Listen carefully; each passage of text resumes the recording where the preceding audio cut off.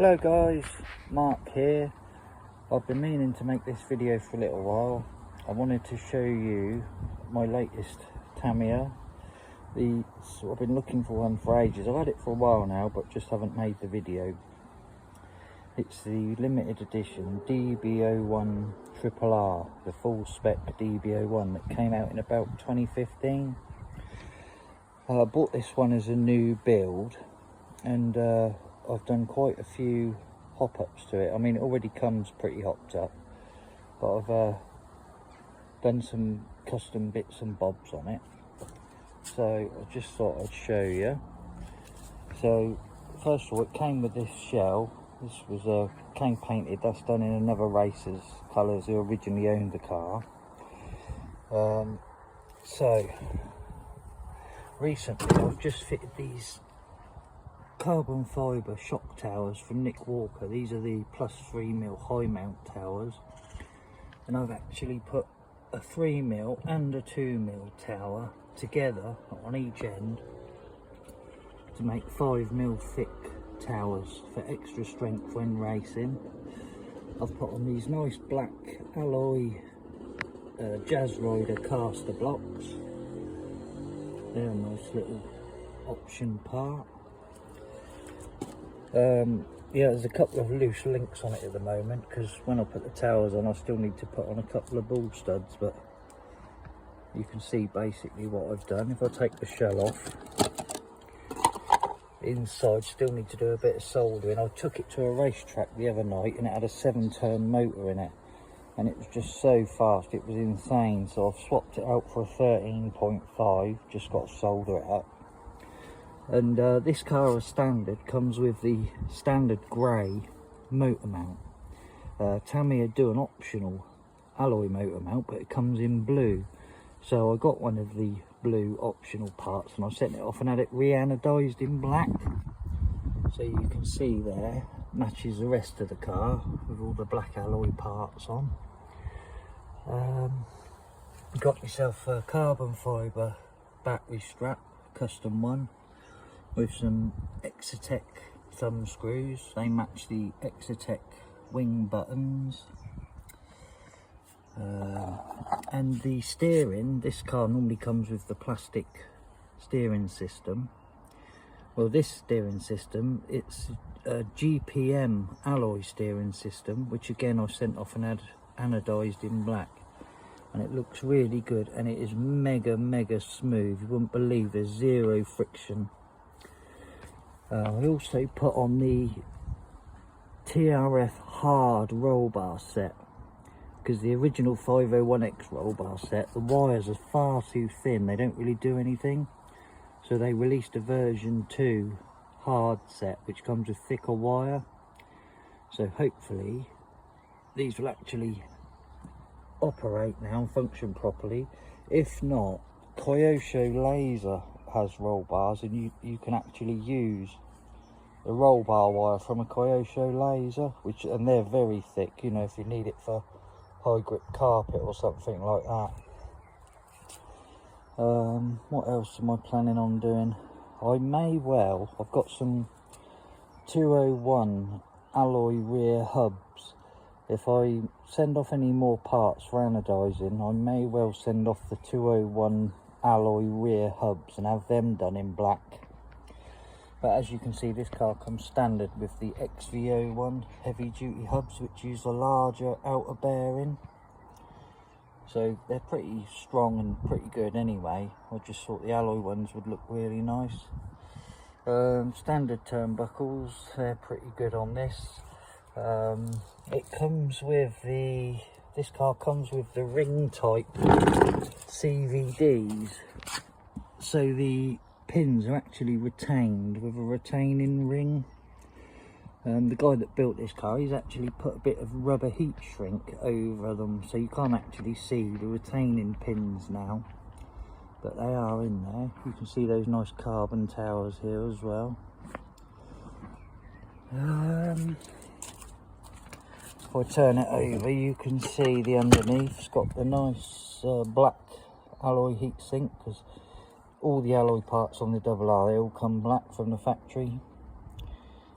So that's a nice little touch. I have got some hop-ups in this box that I basically brought. Before I bought this car, I wanted a double R, so I brought all the parts to make one, parts and all the hop-ups.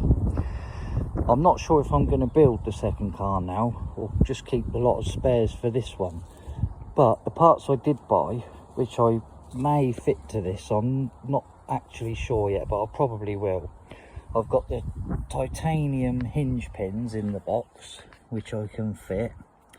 I've got the double cardan front drive shafts, which give really mega smooth vibration free steering even at full lock.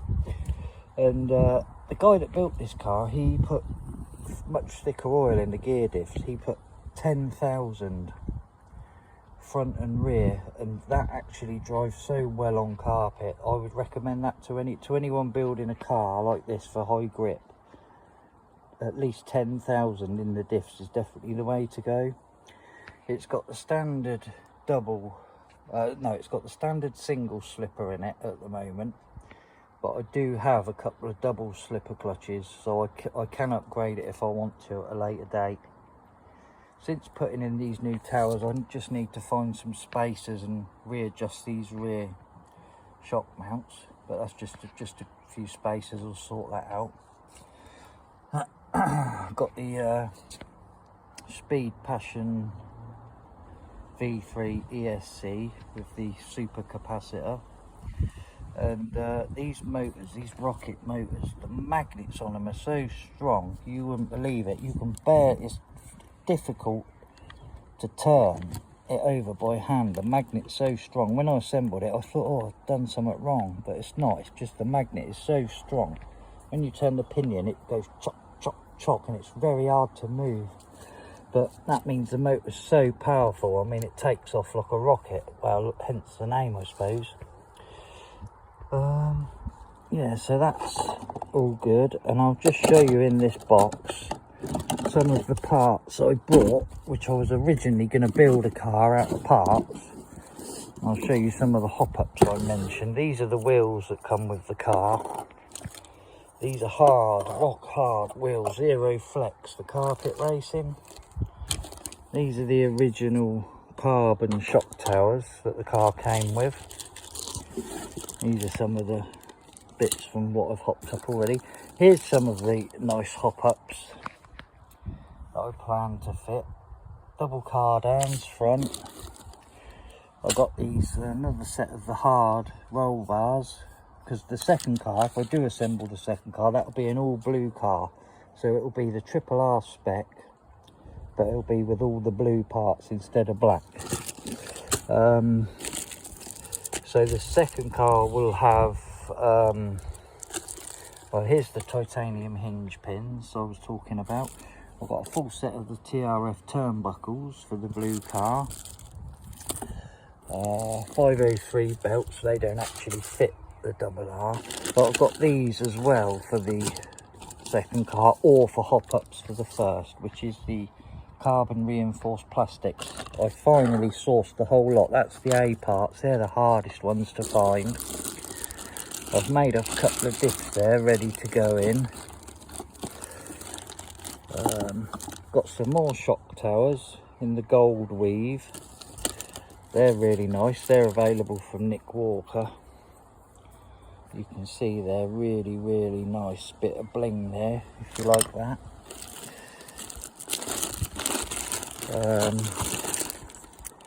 Yeah, that's the standard motor mount, the standard grey mount.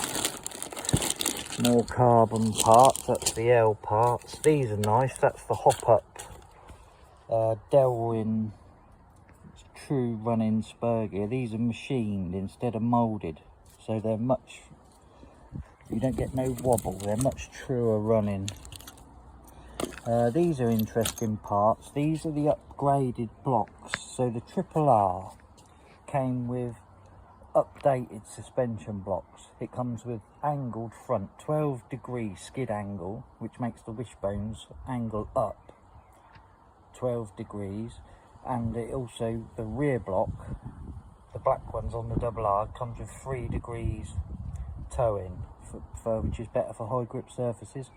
Well, they released those blocks to buy separately, but only in the blue. So I've got these parts, so I can make a full blue RRR spec. I've got another battery strap for the blue car. I've got all the bits and bobs, the arms, the shocks. There's the 3-degree toe-in I mentioned. Here we go, here's a nice piece. So this is for the blue car, I would use that. I'd use the blue alloy motor mount. As you can see, that's pre-assembled. I've made it with a double slipper and a Delrin spur gear. So that's ready to bolt in. Another double slipper could go in the new car or in the black car. So basically, yeah, I've got everything in here. I've got the caster blocks for the blue car. These are nice official Tamiya ones, 12-degree caster. So with the 12-degree kick up, that would really give the front end plenty of kick up and caster, so it'd be good over the bumps. I've got a full set of these wide operation drive shafts. Got the hexes for the new car. More shock towers.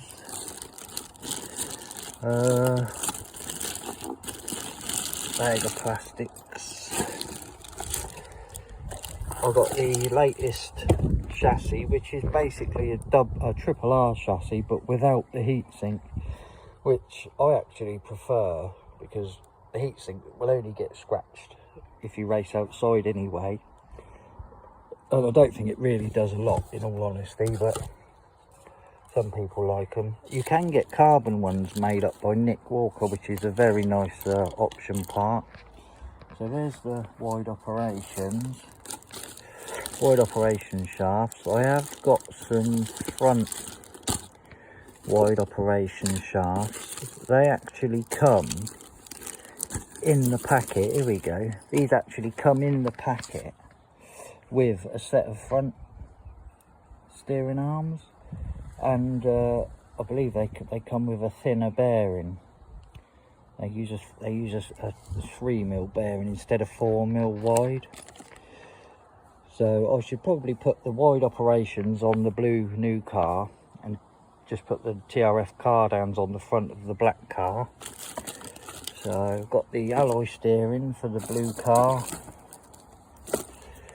As an interesting part, that's a J Concepts vented spur gear. That's quite nice. Got the optional springs.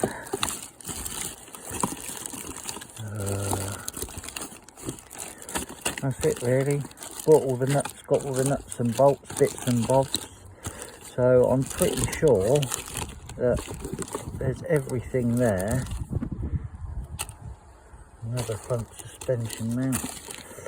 So I'm pretty sure there's everything there to put the whole car together. There's those nice 201 rear hubs. I'll get some more of those. They'll either go on the blue car, or like I say, I'll get them done black and go on the black car.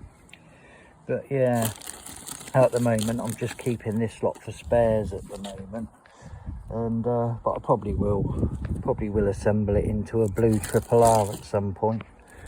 But yeah, I just wanted to show you basically, it's such a nice car.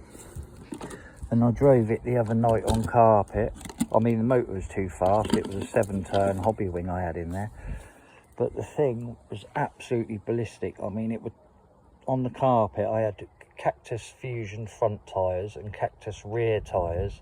And the thing changed direction like a scalded cat. I mean, it was unbelievable. Took the acceleration. I mean, I think this would keep up with modern cars, personally. At least on carpet, and I've heard they are good on dirt, which I think is primarily what they were made for. But yeah, once you've driven one of these, I mean, I was never into belt cars myself until I happened to drive one of these one day, and I was immediately hooked, especially with a fast motor.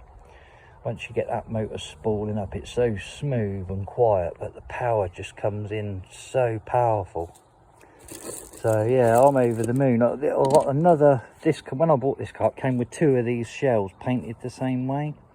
So the blue and the black car will both have the matching shells, which is a nice touch. So yeah, I just wanted to show that, basically, keep a record of it. Been meaning to do it for a while. So yeah, we're deep in the DB01 game. Highly recommend these cars. Even if you get a standard car, you can get them for less than $200 on eBay. 100 quid, 150 quid at Plaza. It's the big bore shocks really that cost the big money. If you don't put the big bores on, you can get probably 80-90 quid will buy you all the hop-ups you need to make a really good race car. So it is actually very affordable, and you end up with a very high performing car, in my opinion. So highly recommended. Get yourself a DB01, but be warned, most people that get them, they get really into them, because it's nice having all this stuff turn up, Plaza deliveries. So it's pretty addictive, but highly recommended. Once I take it racing again, I will get a better video and show everyone, and you can see this thing tearing up the carpet. Right, thanks for watching, guys. Hope you enjoyed it. I'll be back with another video soon. All the best. Bye.